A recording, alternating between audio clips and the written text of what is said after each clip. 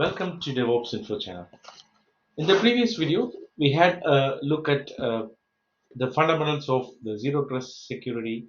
What is the zero trust security and how to get started with the zero trust security.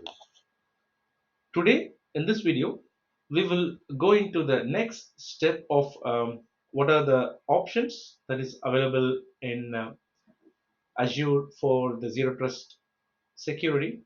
And then before that, we will talk a little bit about one of the attack, which is the DDoS attack, because in Azure there are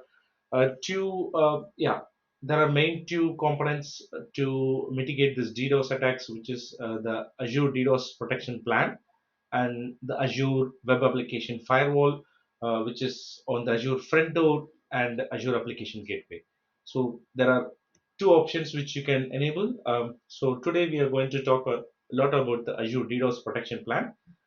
Before that, we will take a small summary of what is a DDoS attack, and then we will take a look at what are the options that is available in the Azure DDoS Protection Plan. So a small summary to talk about you if you take a look at the screen that you see right now. This is like it can be two types of traffic that can come to your application. A web application. A web application is something which is available on the internet, which has a public IP, public URL. So it's not always that a normal user can access your web application because it's exposed to the internet. So there can be a malicious user who can target and then compromise your web application. So there are multiple type of attacks which can happen on your web application, and one of the attack that we are going to talk about is the DDoS attack. So DDoS attack stands for the distributed DOS attack. So distributed DOS attack is like a traffic jam on the internet. It floods a website or a service with so much of data that it cannot handle in the same time. Like a DDoS attack, multiple computers or devices group together and then bombard with traffic with until it crashes and it becomes inaccessible. So it's simply called as denial of service. So it's a distributed denial of service. So basically, the target of the attacker is like they want to make sure that your service is not available. Like for example, even I can spin up a bot that could send unwanted traffic to your application. So bad actors generate such huge amount of traffic to choke the network bandwidth or the application. So any inbound connections that is originating from the internet towards the application can always be malicious. So if you take a look at this, like we have the malicious users, which is the red arrow mark, and the normal user, which is the green arrow mark. So it's not always that all traffic that is coming from the internet is your users. It can be definitely malicious connections as well. So at the end, what will happen? Like your server will have a limited amount of computing and memory to process the incoming requests. So the ultimate goal of the attacker would be to make your application unavailable. Let's say if you have your applications running in the microservices, or if you have the virtual machine scale set, yeah, it would scale up and scale down. But again, it's going to cost you a lot of money in that. So in any case, the DDoS attack is not good. So in DDoS attack, you have different type of attacks. Like the first one is the volumetric attack. So the volumetric attack is like that would saturate on the network links and resources. Like for example, TCP flooding. This is like happens on the layer 4. So the next thing which you have is the protocol attacks. The protocol attacks, like it consumes actual resources or chokes, you know, your common equipments that is available in the internet. For example, like a load balancer. And this is, for example, I can talk about ICMP ping flood. If you want to know a lot about what is this ICMP ping flood, TCP flood, these are all the layer 4 attacks. You can Google it and then you'll be able to understand a lot on this. And the next one is like about the resource attacks. The resource attack is like targeting on the application layer itself. So which is like target the application layer and then try to make the application not available. Like for example, poison cache. So these are the things type of the different types of DDoS attacks that can happen. So basically, DDoS attacks can happen at the layer 3, 4, or even at layer 7. So you need to protect your application in both the in all the layers, layer 3, 4, 7, so that you are able to mitigate from these kind of attacks. So the question might come is like why the DDoS attacks are increasing? Because it is easy to start this attack. Like as I stated earlier, I would be able to simply spin up a bot and then generate unwanted traffic towards an application which is available on the internet. So what happens? It's a short-term attack, and then it's making your service, and it could cause a huge business impact. For example, it's an application which is hugely dependent on bringing revenue to your organization. Yeah, then it's going to be a challenge. So that's the reason these kind of DDoS attacks are increasingly growing. Um, if you want to know more about this, then you can Google about the largest DDoS attacks of all the time. What are the types of the TCP UDP attacks? You have a lot of them in the internet. Then you'll be able to know about all these things. And going further, I wanted to talk about the layer 4 and the layer 7 DDoS, the distributed denial of service protection. Because basically, you need to have the layer 4 and layer 7 uh, because you need to approach differently against the application how you have defined. And it's always better to have a layer 4 and a layer 7 DDoS protection. So, well, coming to, I wanted to talk a little bit about the layer 4 and layer 7 because from the Azure offering, the Azure DDoS Protection Plan is on layer 3 and 4, and then the WAF, like the Azure Front Door, and you have the Azure Web Application Gateway. So these all operate on the layer 7. So, like we will have a little bit talk about like the layer 4 and layer 7, then you would be able to understand okay where to use the DDoS protection plan, where to use the WAF, Azure Front Door, and Azure Application Gateway. So the layer 4 DDoS protection, as I stated, it focuses on mitigating attacks at the transport layer of the OSI model. So this layer deals with protocols like TCP, UDP, and ICMP. So protection involves like filtering the traffic based on the IP address, ports, and protocol types.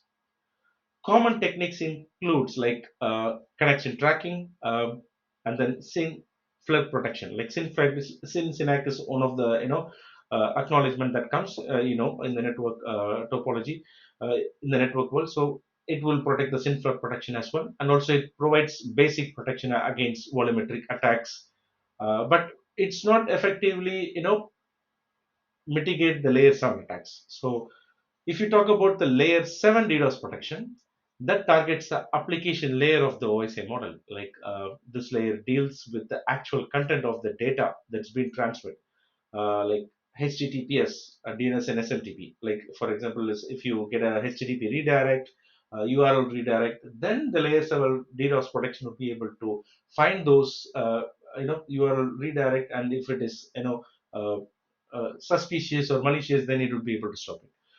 So this layer deals with the inspecting and analyzing the application traffic to detect and block any kind of malicious request. So it uses the techniques like HTTP flood detection, behavior analysis, and also like has some uh, capture challenges to see the traffic between legitimate and malicious traffic. So it depends. There are a lot of layer 4 and layer 7 DDoS protection in the market, but today we are going to talk only about Azure DDoS protection plan. So in short, in summary, like while layer 4 protection focuses on filtering the traffic based on the network attributes, the layer 7 protection gives application level traffic to identify and block.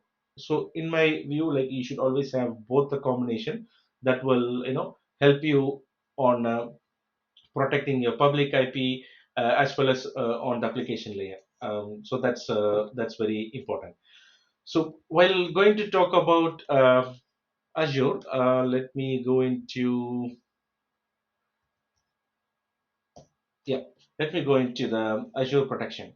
So here in Azure we have the DDoS protection plans. So for this demo, I just created one DDoS protection plan. So basically, you can ask a question like, what is this DDoS protection and how I'm going to utilize this. So basically, excuse me, in DDoS protection, this is the place where you can come and create. You can create it on your automation. You can create it the portal in whatever fashion you do. Like this is how it is going to be. So here, basically, Microsoft offers two SKUs of DDoS protection. The first one is the DDoS infra protection. So that DDoS infra protection is the basic protection. So when you talk about the basic protection, Azure automatically provides basic DDoS protection for all Azure services at no additional cost.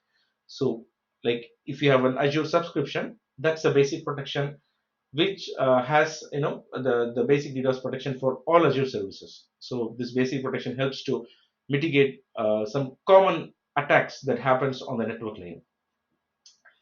So this is the basic protection. But when you're talking about the next protection, is like the standard protection. So in the standard protection, like what you have is like premium offering that provides additional capabilities like that's not available in the basic protection. Like it includes some features like adaptive tuning, attack analytics, and additional mitigation resources. Like what is adaptive tuning? The question you might ask, like it's like Azure DDoS protection standards that continuously monitors your application traffic patterns and automatically adjust the policies to provide optimal protection without affecting your legitimate traffic. And then they have the attack analytics. This feature provides insights into your DDoS attack trends, patterns, and helping you to better understand and respond to the threats. So, and also you can customize the DDoS protection policies. We'll take a look at that in a few minutes to meet the specific needs for your application, including the defining the thresholds, triggering the mitigation actions, and also specifying the whitelisting application. And the global coverage, like Azure DDoS protection, is available across the world by providing consistent protection. It's like not only available in one region; it's available everywhere. It's the DDoS protection in a global protection plan. So the main thing what you need to do is like you need to really think what type of plan that you need to choose. Like for example, if you're going for a DDoS protection for just on a two public IP which you have, you don't need to choose this premium service. You can just enable it on the IP level rather than on a whole subnet level. So that one will help you in the cost cutting as well. And then yeah, these are the basic things. So let's take a look at the DDoS protection. So when you go into the DDoS protection, so here the first thing is after the moment when you created it, it would ask you like how are you going to protect, what type of plan. So all these things after you select, then here if you come across this is the protected resources. In the protected resources, you can basically come and add what are the resources that you want to protect. Like for example, I've added the VNets. I've also added one firewall. If you have an application gateway, you can add, and then the bastion host if you have, you can add. So let's take a look at one of the VNets. Like in my case, it's DC recovery. This is the subnet which I use for Azure Site Recovery. So here, if you come, then it has enabled the basic DDoS protection plan. And then if you see in the properties, there is also option to enable the encryption. The traffic, it was not enabled. So I basically came here and enabled the encryption. And apart from that, you have some recommendations. In the recommendation, it gives you some personalized advice to reduce the cost, also increase the security. So these things you can take a look at it. And apart from that, what is the main thing you can do is like, yeah, you can add all your resources here based on what type of protection you want to utilize in the Azure DDoS protection. And then the next part, what they always say is like you go into your DDoS protection plan. Let me go here. Yeah, you go into DDoS protection plan and then configure the alerting. For example, if you come into the alerts, these are the alerts that you can configure if you see any kind of mitigation that so any kind of anomaly action that's coming.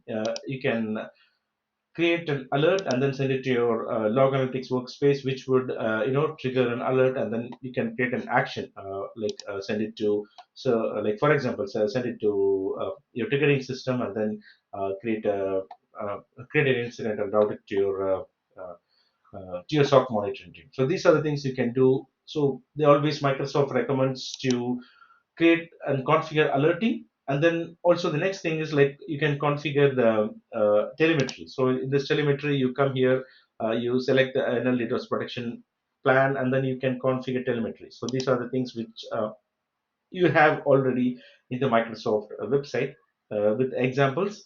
So you can just simply follow this, and then you'll be able to basically do this.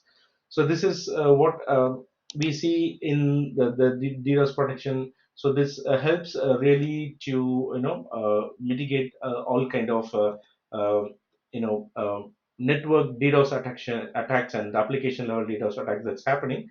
And it's also important to say that MS protection scale, Microsoft protection scale on the DDoS is very enormous, because they have invested a lot, and they are still improving, because they are doing 80 terabytes per second mitigation on every day, and it does 2000 plus attack mitigation every day. So this is one of the best protection that we see that's coming from the Microsoft.